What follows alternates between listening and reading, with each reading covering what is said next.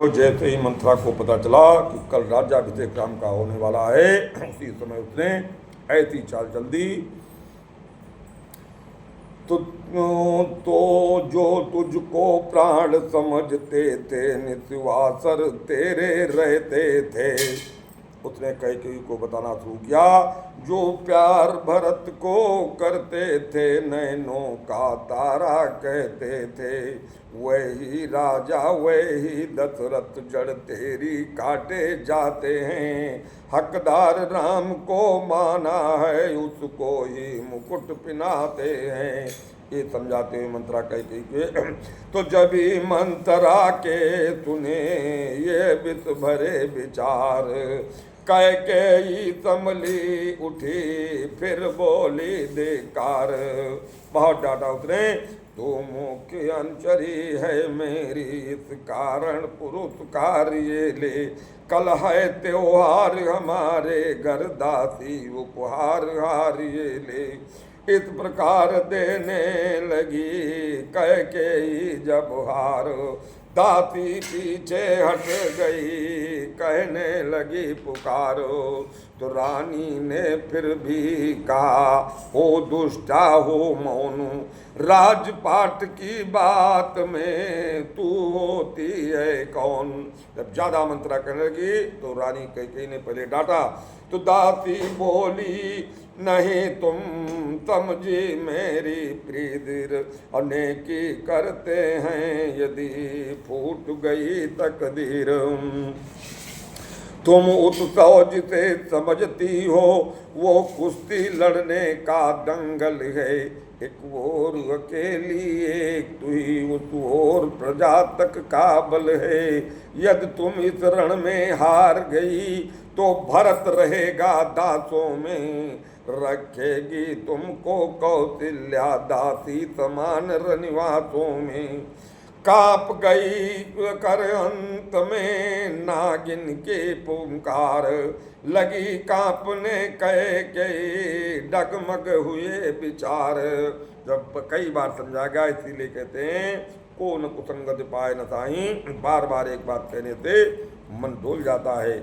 तो और शारदा का चक्कर होनी के पर्दे खोल उठा, कैकेयी के आगे घूमी गम की तस्वीर खुशी बनकर, होनी सिर पर आकर बोली रह गई वही मर्जी मनकर।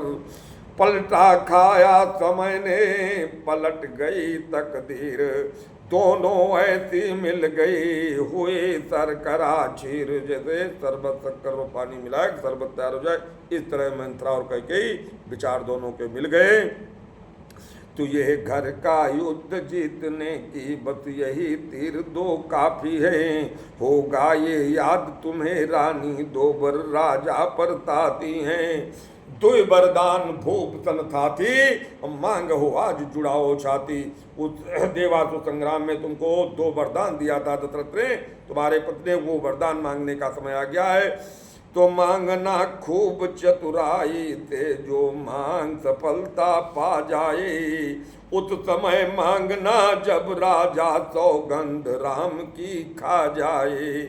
उसी समय मांगना और कहना 2 वचन मांगती हूँ राजा सी भरत लाल जी हूँ, 14 वर्षों को रामचंद्र तपसी बनकर बनवासी हूँ।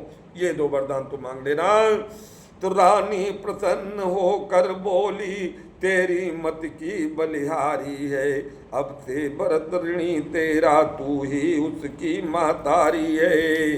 बात कैकेयी की समझ में आ गई, शारदा ने मत फेर दी। तो मंथरा कदापि नहीं होगी कौशल्या की मनमानी, अब युवराज बनेगा भरत लाल हट मैंने ये ही ठानी। अब ये सुनते ही मंथरा उठी नयन को मरोड़, हाथ भूमि पर मार कर बोली धीरज छोड़। आगे की नीति उसने समझाई, जो रानी जो राज बहुत शौकी हो रही धूम 14 दिन से, लो उसका बदला लगे हाथ तुम उस कौशल्या सौतन से। यदि राम हटाना भी चाहे तो हटा न उसको पाएंगे, तीसरे शीघ्र ही आने पर ये राज्य राम ही पाएंगे। सब समझ गई सब जान गई, अब आग लगाओ वन में तुम, वो देखो संध्या होती है, बस जाओ को भवन में तुम। इतना कहकर उसने कहा जाओ कोप भवन में चली जाओ। तो रानी में पूरी तरह भड़की जब ये आग, अनशन पाटी ले पड़ी, दिया अन्न जल त्यागे। कैकेयी ने अन्न जल छोड़कर छोटे पुराने वस्त्रों पहनकर राजमहल में कोप भवन कमरे में लेट गई थी। लाल मांग आंखों में काजल ने काले गाल किए, श्रृंगार दान पर तेल पड़ा, कंघी ने दांत निकाल दिए। वो पुष्पलता जैसी काया वो समय उजाड़ हो गई है, और दाती के हवा बदलते ही रानी पतझड़ सी हो गई है। फूले फूले सांझ को आए दशरथ राव, कैकेयी को देख कर बोले सरल स्वभाव। दशरथ आए और कहे, कैकेयी तूने क्या दशा बना रखी है? कहूँ कह रंग कह करो नरेशु, कहीं कहीं कृपा निकासों देशु। कहो किस राजा को मैं भिखारी कर दूं, किस राजा को रात तुझे किसने कहा है? तू अपनी बात कहे, अगला प्रसंग कल। श्री राम जय जय।